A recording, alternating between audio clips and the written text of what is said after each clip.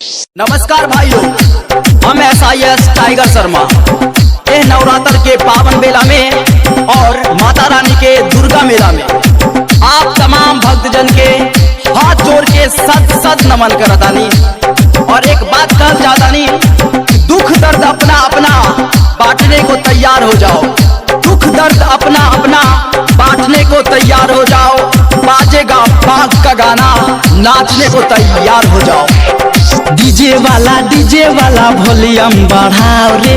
DJ वाला volume बढ़ाओ रे। और डीजे पर भजन मेरी मैया का बजाओ रे। और डीजे पर भजन मेरी मैया का बजाओ रे।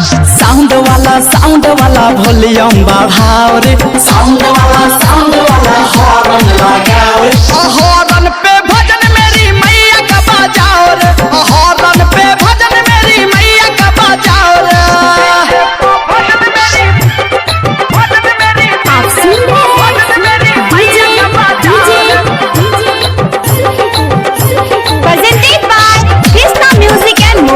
मैया का पूजा है, नहीं शर्माओ रे।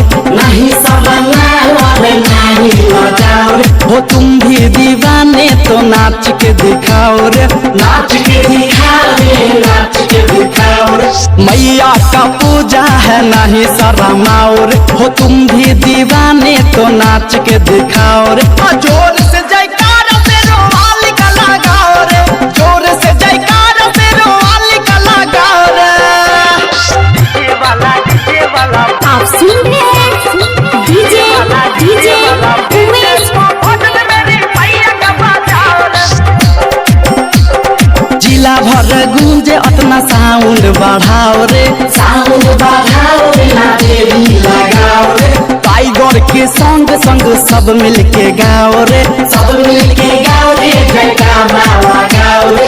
जिला भर गूंजे अपना साउंड बढ़ाओ रे। टाइगर के संग संग सब मिलके गाओ रे। डीजे वाला वॉल्यूम बढ़ाओ रे। डीजे वाला वॉल्यूम बढ़ाओ रे। आप सुन रहे हैं डीजे उमेश।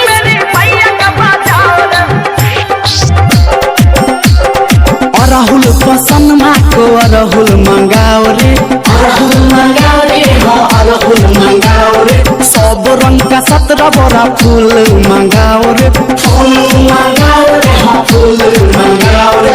अरहुल पसंद माँ को अरहुल मंगाओ रे। सब रंग का 17 बड़ा फूल मंगाओ रे। रूठी है माता मेरी जल्दी मनाओ रे। रूठी है माता मेरी जल्दी मनाओ रे। साउंड वाला वॉल्यूम बढ़ाओ रे। साउंड वाला हॉर्न लगाओ रे।